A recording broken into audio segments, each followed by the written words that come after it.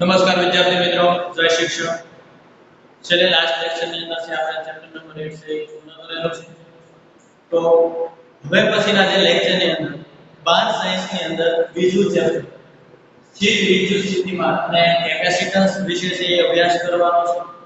તો તમે જુઓ તો આ ચેપ્ટરના નામ ઉપરથી જ ખબર પડે કે આ ચેપ્ટર છે એ બે પોર્શનમાં વહેંચાયેલું છે. સ્થિર વિદ્યુત સ્થિતિમાન અને બીજું છે કેપેસિટન્સ. હવે જો સ્થિર વિદ્યુત સ્થિતિમાન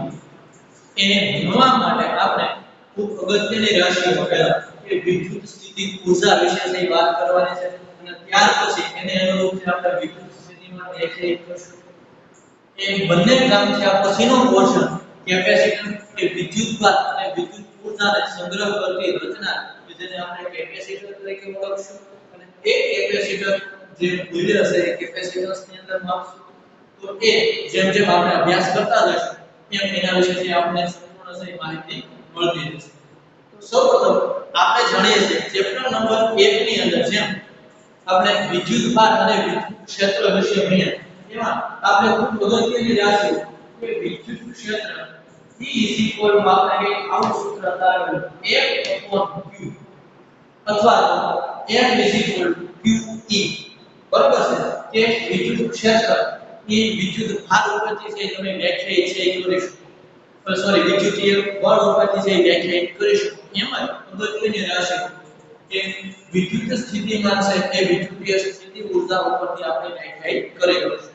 બીજી વસ્તુ કે આ વિદ્યુતીય સ્થિતિ ઊર્જા ભણતા પહેલા આપણે સંરક્ષિત ક્ષેત્ર વિશેની આપણે ખબર હોવી જોઈએ. તો સંરક્ષિત ક્ષેત્ર કોને કહેવાય? તો એવું ક્ષેત્ર એક ક્ષેત્રની અંદર જો તમે કાર્ય કરો તો એ કરેલું કાર્ય છે એના માર્ગ ઉપર આધારિત નથી, માત્ર પદાર્થના પ્રારંભિક અને અંતિમ સ્થાન ઉપર જ આધાર રાખે. તો એવા ક્ષેત્રને આપણે સંરક્ષિત ક્ષેત્ર તરીકે છે ઓળખીએ. તો જો આપણે ધોરણ 11 નું ચેપ્ટર નંબર 6 કાર્ય ઊર્જા પાવર અથવા 8મું ચેપ્ટર કે ગુરુત્વાકર્ષણ એની વિશે જો આપણે ખ્યાલ હોય તો આપણે અત્યારે માત્ર છઠ્ઠા ચેપ્ટરને અનુરૂપ થોડું સંરક્ષિત ક્ષેત્ર વિશે છે તાજું કરી દઈએ. માની લો કે અત્યારે m દળનો છે એ પદાર્થ સપાટી ઉપર રહેલો છે. આ m દળનો પદાર્થ જ્યારે સપાટી ઉપર રહેલો હોય ત્યારે એની સ્થિતિ ઊર્જા આપણે કેટલી લઈએ છીએ? 0. આ ધ્યાન રાખજો, સ્થિતિ ઊર્જા જે તમે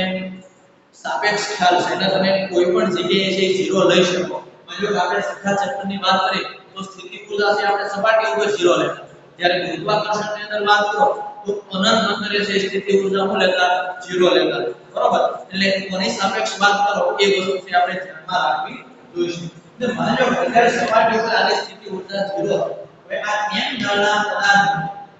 અમુક ઊંચાઈ સુધી છે માની લો કે તમારે લઈ જાવ એટલે આ બ્લોકને તમે અહીંયા આગળ છે લઈ જાવ. માની લો કે એની સપાટીની ઊંચાઈ છે સ્મોલ h જેટલી છે. તમને ખબર છે આ બ્લોક ઉપર નીચે છે ગુરુત્વાકર્ષણ બળ mg જેટલું લાગે છે. જો તમારે ઉપર લઈ જાવ આ બળની વિરુદ્ધ તમારે કંઈક કાર્ય કરવું પડશે. ઓટોમેટિક આ પદાર્થ ઉપર જવાનો નથી. એટલે જે એક કરેલું કાર્ય છે એ આ પદાર્થની સ્થિતિ ઊર્જા સ્વરૂપે સંગ્રહ પામે. એટલે એ સ્થિતિ ઊર્જા પર કરેલું કાર્ય કેટલું મળે આપણને? mgh. બરાબર છે, mgh.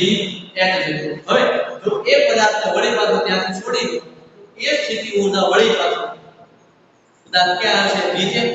એ સ્થિતિ ઊર્જા પાછી ગતિ ઊર્જા પાસે રૂપાંતર પામશે અને કુલ ઊર્જા એની રહેવાની છે અચળ. બરાબર, તો ખાસ ધ્યાન રાખજો કે આ જે m દળનો પદાર્થ છે, દળ ધરાવતો પદાર્થ છે એ પોતાની આસપાસ એની ગુરુત્વ ક્ષેત્ર ઉત્પન્ન કરે. એટલે અહીંયા જે કામ થાય છે ગુરુત્વ ક્ષેત્રમાં કામ થાય છે. હવે ભાઈઓ આ પદાર્થને તમે સીધું લઈ જાવ એટલે એ માટે આ કોઈ માર્ગે તમે અહીંથી લઈ જવાનું m દળ. આ માર્ગે અહીંયા પહોંચાડવાનું આવે તો માર્ગ 1, માર્ગ 2 અને માર્ગ 3 ત્રણ માર્ગ ઉપર કરવું પડતું કાર્ય છે હંમેશા સમાન જ હશે. અને એ કરેલું કાર્ય છે સ્થિતિ ઊર્જા સ્વરૂપે સંગ્રહ પામશે ને કેટલું મળશે? mgh. તેનો મતલબ એમ કે કરવું પડતું કાર્ય છે કે માર્ગ ઉપર આધારિત નથી, માત્ર એના અંતિમ અને પ્રારંભિક સ્થાન ઉપર જ આધાર રાખે. તો એવા ક્ષેત્રને કહેવાય સંરક્ષિત ક્ષેત્ર. તો જેમ દળને કારણે ગુરુત્વ ક્ષેત્ર ઉત્પન્ન થાય એમ વિદ્યુત ભારને કારણે એની આજુબાજુ વિદ્યુત ક્ષેત્ર ઉત્પન્ન થાય અને એ ક્ષેત્રની અંદર જો આપણે વિદ્યુત કે બળ વિરુદ્ધ કાર્ય કરીએ તો એ કાર્ય પણ સંરક્ષિત ક્ષેત્રમાં થશે, બરાબર, અને એક કરવો પડતું કાર્ય છે જે વિદ્યુત સ્થિતિ ઊર્જા સ્વરૂપે છે સંગ્રહવામાં આવે. તો હવે આપણે જે અત્યારે ટોપિકની ચર્ચા કરવાની છે શરૂઆત જેના વિશે કામ કરશું, વિદ્યુત સ્થિતિ ઊર્જા.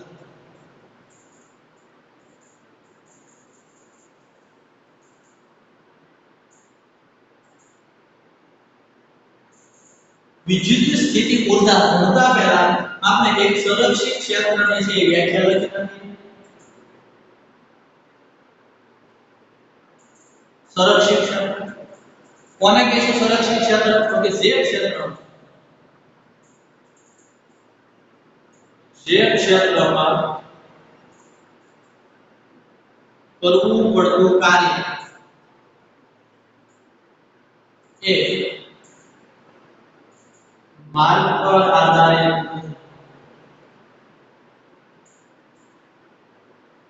પરંતુ તેના પ્રારંભિક અને અંતિમ સ્થાન પર આધારિત છે તેવા ક્ષેત્રને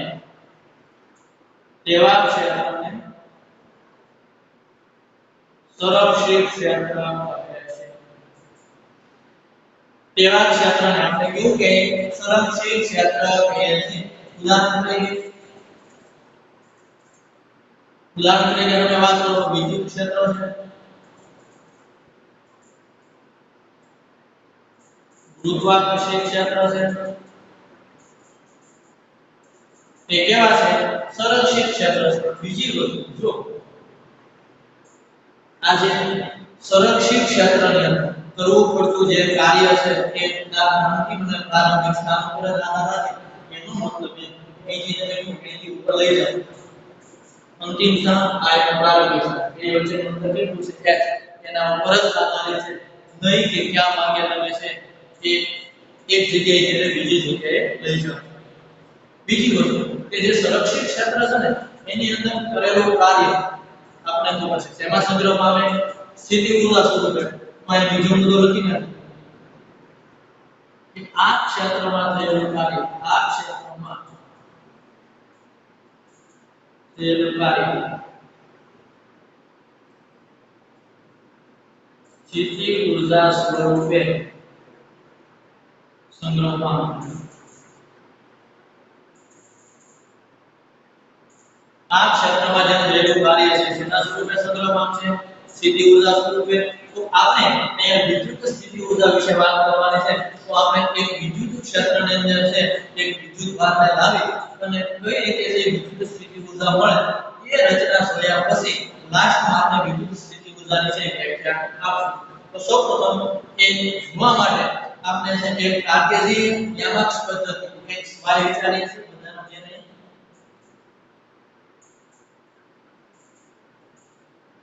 આ પોઝિટિવ y અક્ષ છે, આ છે x અક્ષ છે. આ કાર્ટેશિયન યામાક્સ પદ્ધતિના ઉદ્ગમ બિંદુ અત્યારે હું કેપિટલ Q જેટલો વિદ્યુતભાર મૂકું જે ધન વિદ્યુતભાર છે. એને કારણે આપણને ખબર છે ધન વિદ્યુતભારની અંદર ક્ષેત્ર રેખાઓ છે ધનમાંથી ક્યાં નીકળી હોય ભાર તરફ, એટલે કે એની આજુબાજુના વિસ્તારમાં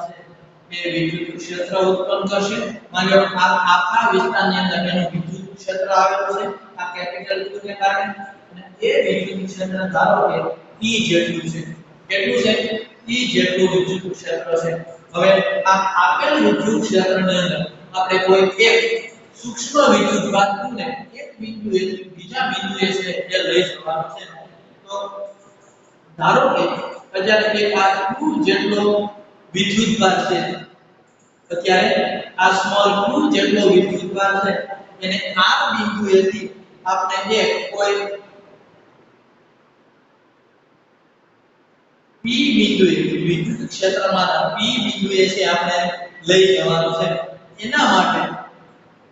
કરવું પડતું કાર્ય છે આપણે ધ્યાનમાં લેવાનું છે. માની લો આ અંતર છે કેટલું છે r જેટલું છે. હવે અગત્યની વસ્તુ કે આ વિદ્યુતભાર શું છે એ ગ્રેટર ધેન આપણે શું લઈએ 0 બરાબર એટલે આ વિદ્યુતભાર કેવો છે ધન હવે આ ધન વિદ્યુતભાર છે એને આપણે R બિંદુએથી P બિંદુએ લઈ જવાનું છે હવે થાય કેવું આ છે કે આ ધન વિદ્યુતભાર આ ધન વિદ્યુતભાર એટલે બે વચ્ચે શું થાય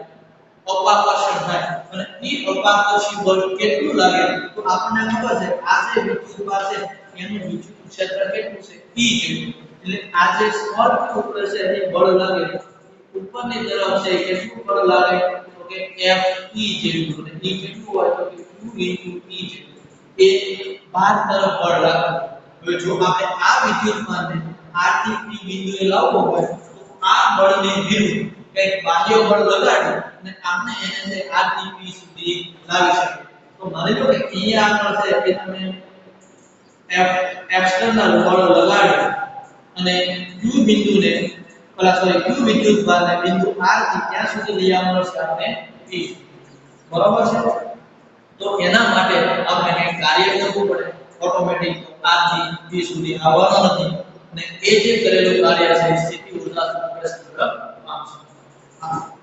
તો હવે તમે જો સૂક્ષ્મ સ્થાન સદિશ તમે વિચારો તો એને અનુરૂપ આ જે વિદ્યુતીય બળ છે એને તમે કેવું ગણી શકો અચળ ગણી શકો એટલા માટે કાર્ય છે આપણે સેના સ્વરૂપે સંકલન સ્વરૂપે છે દર્શાવવું પડશે એટલી વસ્તુ છે ધ્યાનમાં રાખજો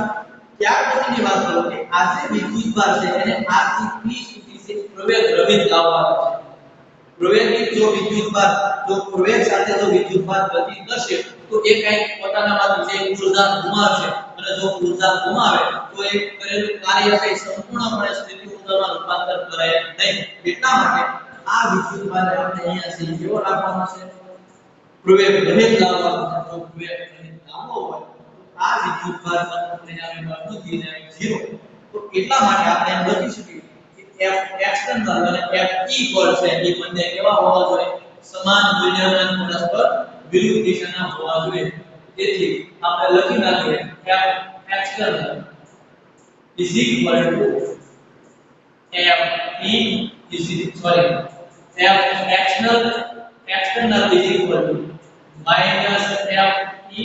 minus શા માટે તો કે આ F external F E બે સમાન મૂલ્ય પરંતુ પરસ્પર વિરુદ્ધ દિશામાં એક ઉપર તરફ એક નીચે તરફ એટલે અહીંયા આગળ આપણે માઈનસ હવે આપણે ખબર છે F E વિદ્યુતીય બળ કેટલું હોય તો કે E Q જેટલું લખી શકાય માઈનસ Q E એટલે આ એક વસ્તુ છે ધ્યાનમાં રાખશો હવે આપણે લખીએ આપેલ Q વિદ્યુતભાર પરિણામી બળ 0 હોવાથી R થી P બિંદુ સુધી છે એ પ્રવેગ રહિત છે લાવવામાં આવે છે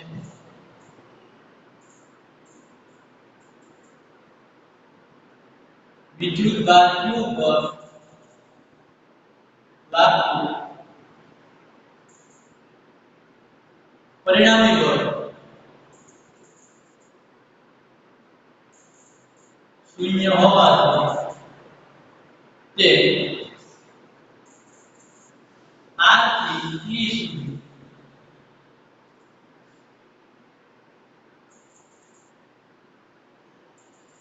પ્રવેગ રહિત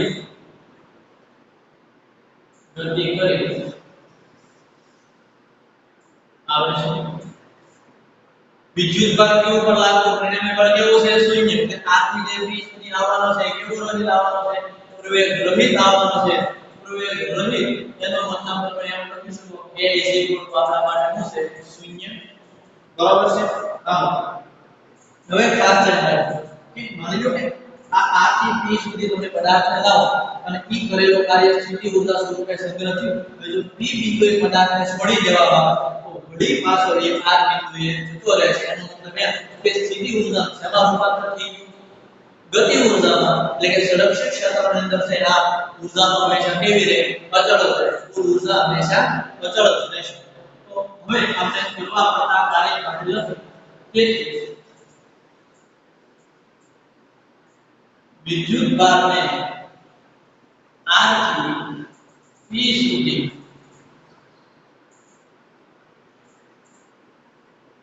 લઈ જવા માટે કરવું પડતું કાર્ય W R થી ક્યાં સુધી લઈ જવાનું છે P W R P સંકલન ક્યાંથી ક્યાં સુધી જવાનું છે R થી P સુધી ક્યાં બળનું કાર્ય કરીએ છે F external into dr હવે ખાસ ધ્યાન રાખજો F external into dr આપણે હવે F external બરાબર શું લખીએ -RP તેથી એમ લખી શકાય R થી P સુધી F external ની જગ્યાએ -FE into dr -FE into dr બરોબર છે એટલે ઇઝ ઇક્વલ ટુ આપણે એમ પણ લખી શકાય -RPE FE ની જગ્યાએ શું લખી શકાય QE ડોટ D બરોબર તો આ આપણને જે કરેલું કાર્ય મળ્યું એ અગત્યની વસ્તુ કે વિદ્યુત સ્થિતિ ઊર્જા છે ને એ કોઈ પણ બિંદુએ વ્યાખ્યાયિત કરી શકાય માની લો કે R બિંદુએ વ્યાખ્યાયિત કરી શકાય P બિંદુએ વ્યાખ્યાયિત કરી શકાય માની લો કે R બિંદુએ એટલે જે વિદ્યુત સ્થિતિ ઊર્જા છે એને આપણે UR લઈએ અને P બિંદુએ જે વિદ્યુત સ્થિતિ ઊર્જા છે એને આપણે UP વડે બતાવીએ એટલે આજે કરેલું કાર્ય છે ને એ આજે સ્થિતિ ઊર્જા છે ને એના તફાવત જેટલું છે એનો મતલબ એ કે UP UR કે ઓલરેડી UR જેટલી ઊર્જા હતી પછી થઈ કેટલી UP જેટલી એટલે જેનો તફાવત હશે ને એટલું છે કરેલું કાર્ય પડશે એટલે એમ લખી શકાય કે W R થી ક્યાં સુધી જાય છે આપણે P સુધી ઇઝ ઇક્વલ ટુ કરેલું કાર્ય છે એ ઊર્જાના તફાવત જેટલો છે અંતિમ ઊર્જા આપણી કેટલી છે UP માઈનસ ટાર્ગેટ ઊર્જા કેટલી છે UR is equal to delta U છે એ તમે લખી શકો આના ઉપરથી એક અગત્યનું છે આપણે તારણ કે આજે વિદ્યુતીય સ્થિતિ ઊર્જા છે બરોબર એના સાપેક્ષ મૂલ્યનું કોઈ મહત્વ નથી કારણ કે અહીંયા માત્ર ને માત્ર તફાવત અગત્યનો છે એક્ઝામ્પલ તરીકે તમે વિચારી શકો UR 0 લઈ લો UP કેટલા લઈ લો 10 બરોબર તો 0 થી 10 સ્થિતિ ઊર્જાનો ફેરફાર કેટલો છે 10 - 0 10 - 0 એટલે 10 એનો મતલબ એ કે R થી P સુધી લાવવા માટે કાર્ય કેટલું કરવું પડે 10 જૂલ એના કરતા ઓછું માનો કે અહીંયા છે 15 જૂલ પહેલા લઈ લો પછી અહીંયા આવો ત્યારે 25 જૂલ થાય તો 25 - 15 તો પણ કેટલા આવશે 10 હવે ત્યાં અહીંયા 15 હતું પછી અહીંયા આવશે અહીંયા પેલા 0 હતું પછી અહીંયા આવશે એનો મતલબ એ કે પહેલા કેટલી ઊર્જા હતી એ નિર્દેશ કોઈ મહત્વ નથી માત્ર ફેરફાર કેટલો છે એ અગત્યનું છે અને હવે આ જ વિદ્યુત માર્ગ છે માનો આ માર્ગની જગ્યાએ R થી P સુધી લાવવા માટે માનો આ માર્ગ વિચારો કે કોઈ બીજો માર્ગ વિચારો માનો માર્ગ 1 2 અને 3 કોઈ પણ માર્ગે R થી P બિંદુએ તમે લાવશો તો કરવું પડતું કાર્ય હંમેશા કેટલું જ થશે અને એની અંદર સંગ્રહ પામતી સ્થિતિ ઊર્જા પણ કેટલી થાય ડેલ્ટા U જેટલી એનો મતલબ એ તેના માર્ગ ઉપર આધારિત નથી તો મહત્વના મુદ્દા છે અહીંયા આપણે લખી શકાય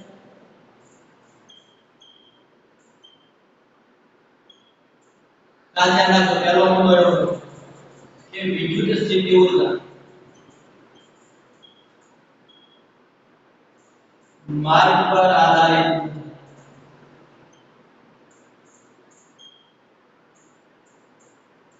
વિદ્યુત સ્થિતિ ઊર્જા માર્ગ પર આધારિત નથી બીજો જે મુદ્દો આપણે મહત્વનો લખવો છે કે વિદ્યુત સ્થિતિ ઊર્જાના નિરપેક્ષ મૂલ્યનું કોઈ મહત્વ નથી માત્ર તેમનો તફાવત જ અગત્યનો છે એટલે બીજો મુદ્દો લખી શકાય વિદ્યુતીય સ્થિતિ ઊર્જા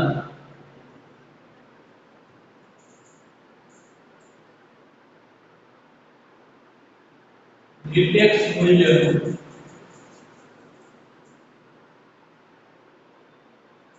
કોઈ મહત્વ નથી માત્ર તેનો ફેરફાર અગત્યનો છે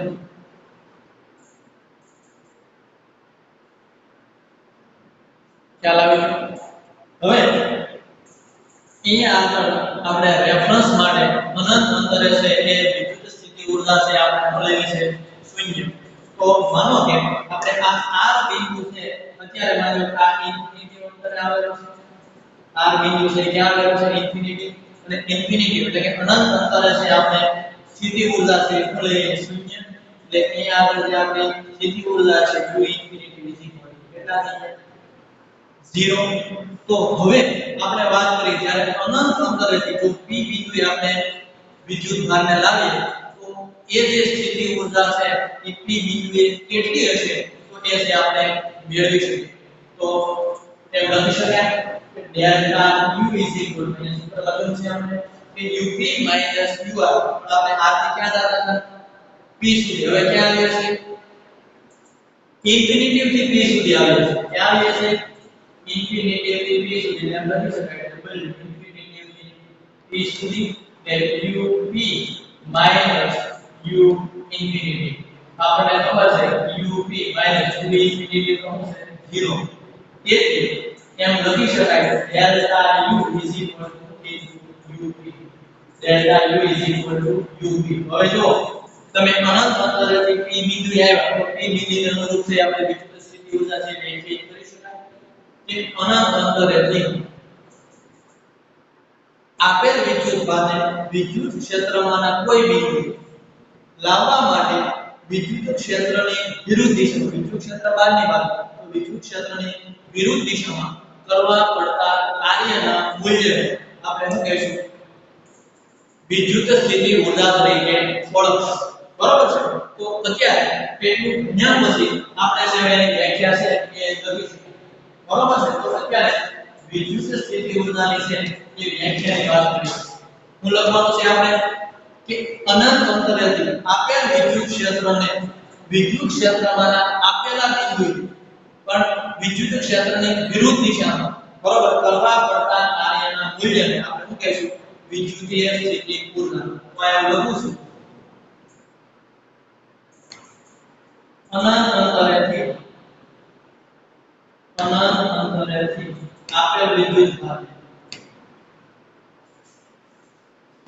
આપેલ વિદ્યુત ભારને વિદ્યુત ક્ષેત્રમાં આપેલા બિંદુ લાવવા માટે વિદ્યુત ક્ષેત્રની વિરુદ્ધ કરવા પડતા કાર્યનું મૂલ્યને વિદ્યુત સ્થિતિ ઊર્જા કહે છે ખાસ સમજવાનો ટોપિક છે હો અનંત અંતરેથી આપણે લાવ્યા ઇન્ફિનિટી ત્યાં વિદ્યુત ક્ષેત્રમાં આપેલા બિંદુ ત્યાં વિદ્યુત ક્ષેત્રની વિરુદ્ધ દિશા અને જે કરવું પડતું કાર્ય છે એનું જે મૂલ્ય હશે તેના રૂપે સંગ્રહાયેલું વિદ્યુત સ્થિતિ ઊર્જા સ્વરૂપે તો હવે લખી શકાય કે અનંત અંતરેથી આપેલ વિદ્યુત ભારને વિદ્યુત ક્ષેત્રમાં આપેલા બિંદુએ લાવવા માટે વિદ્યુત ક્ષેત્રની વિરુદ્ધ જે કાર્ય કરવું પડે એ કાર્ય વિદ્યુત સ્થિતિ ઊર્જા સ્વરૂપે સંગ્રહ પામશે તો વિદ્યુત સ્થિતિમાન ભણતા પહેલા આ વિદ્યુત સ્થિતિ ઊર્જા છે એ સમજવું જોઈએ તો હવે પછીના લેક્ચરની અંદર છે આપણે વિદ્યુત સ્થિતિ ઊર્જા ઉપરથી વિદ્યુત સ્થિતિમાન છે એ વ્યાખ્યાયિત કરવાનું છે તો એ પહેલા એટલું જે આપણે બધાએ વ્યવસ્થિત સમજવાનું રહેશે